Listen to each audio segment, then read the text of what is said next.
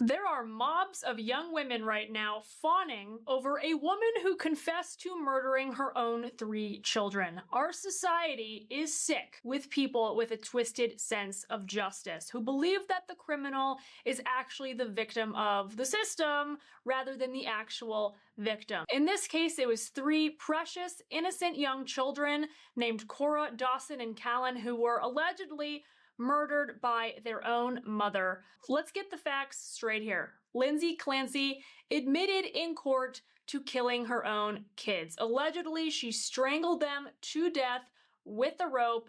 Here's the opening statement from her lawyer. She knows that she killed these children.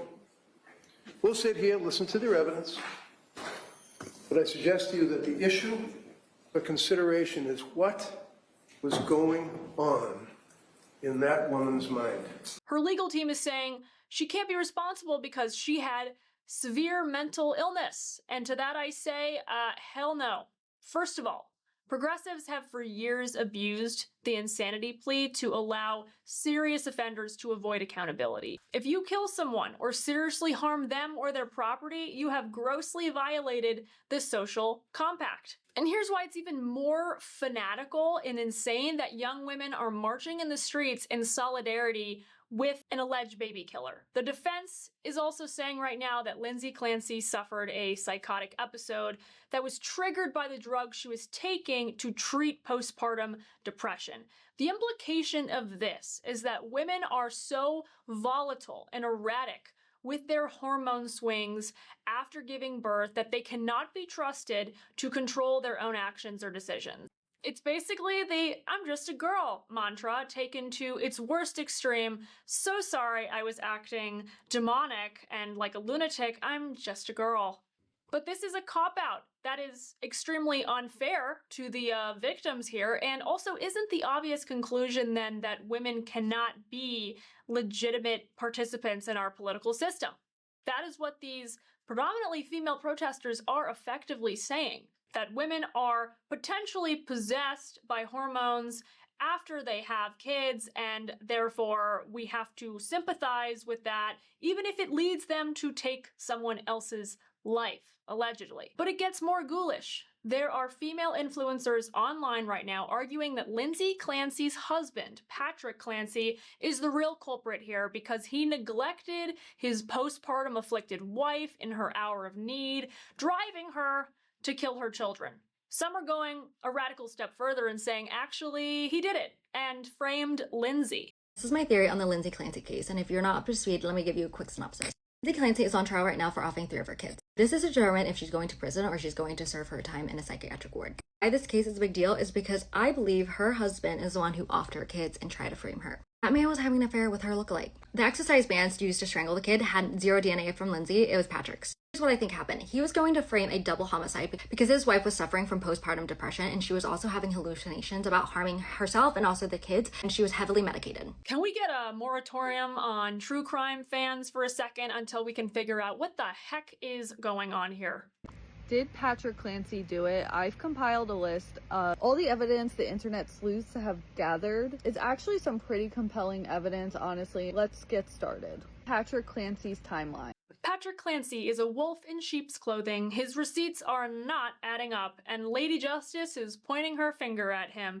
He entered into a new relationship 4 months after incident happened. The conspiracy theories are running wild, but listen to the actual reporters who have been in the courtroom as this trial has unfolded. Here's one from NBC Boston who said that she heard the audio of the 911 phone call that Patrick made to the police that the public is not allowed to hear, but they've been coming up with elaborate theories that actually Patrick didn't sound alarmed at all when he called the cops.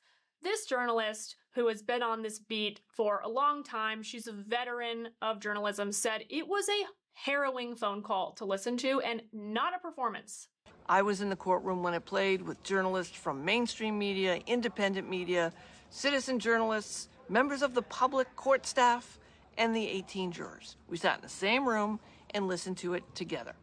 And I completely understand why the fact that you can't hear it creates a vacuum. The judge has impounded the 911 recording. The media We can report what we heard, but we cannot play it for you.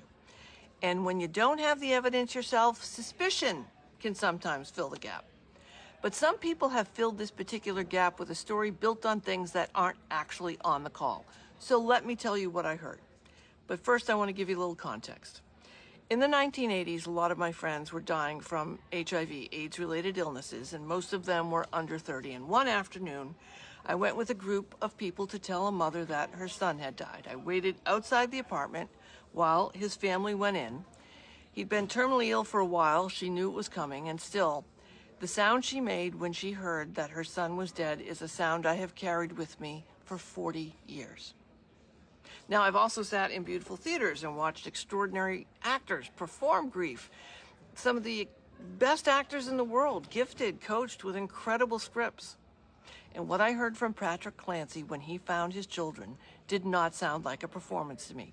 The screaming, the howling, the crying. It immediately took me back to that doorstep in the 1980s. And I'm never going to forget that 911 call. Look, this trial is ongoing. There will be more revelations, I'm sure, about Patrick's character and how that may factor in. But let's grant for a second the feminist argument here that Patrick was a dirtbag, just a sorry excuse of a father who left Lindsay and the kids out to dry. In what universe does that compel or justify Lindsay killing his kids? Lindsay Clancy is not the victim here. These allegations from mainly women that the system failed her, what do you mean by that? Lindsay Clancy checked herself into a psychiatric hospital on New Year's Eve in December 2022 and spent several days there before being discharged just weeks before the January 2023 killings. She got institutional care and she was prescribed this big cocktail of medications from doctors. She went through the medical system. What are the feminists proposing exactly? That the state should forcibly have taken her into an institution and locked her up permanently without any intention of rehabilitating her into society? Because then they would probably argue that that was violating her personal autonomy. So I would just like to get an answer from them on what should have happened to her. What should her treatment have been? And I get, again, that postpartum depression is a sensitive subject. Many women struggle with it after giving birth. It is an objectively good thing that we as a society are lifting the taboo on talking about it, and we should try to ease pregnancy and the aftermath for mothers as much as possible, as well as encourage husbands and the men in our lives to step up and help the women who birthed their child. This is an absolutely heroic act and the cornerstone of our civilization that will ultimately promote a healthier culture and world for children to be born into if the mothers are healthy, both in body and mind. But that so many young women are jumping to defend Lindsay Clancy after she's been credibly accused of murdering her 3 kids is appalling.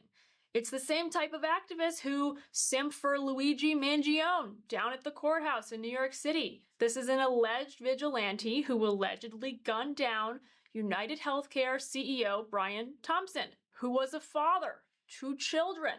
Talk about psychosis. There's a kind of mass psychosis going on in our country right now that seems to happen with young women getting extremely riled up and up in arms after polarizing events like these, and I have no doubt that social media and the brain rot on there is exacerbating all of this. It's bringing it all to apocalyptic DEFCON 1 levels of energy, when in reality, the things that they're protesting in the streets, they don't impact their daily lives. They really should be investing in their own personal lives, obstructing ICE raids, even jumping in front of ICE officers to prevent illegal aliens from being deported. Some of these women have had their own little children standing next to them as they're interfering in ICE operations. I've seen the clips. They brought their kids there. That's not wise.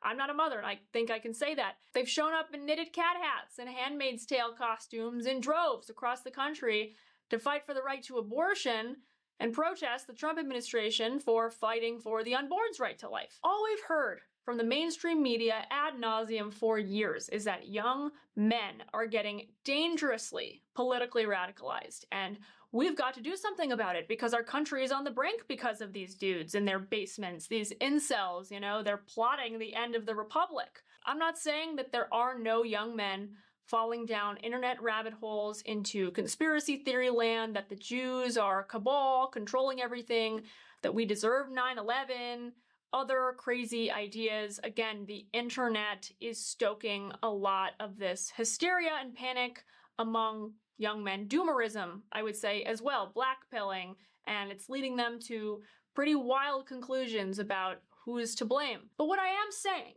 as well is that there appears to be equally concerning herd mentality among politically obsessed young women whose toxic empathy tells them that the real victims are the murderers. Pulse check on these people.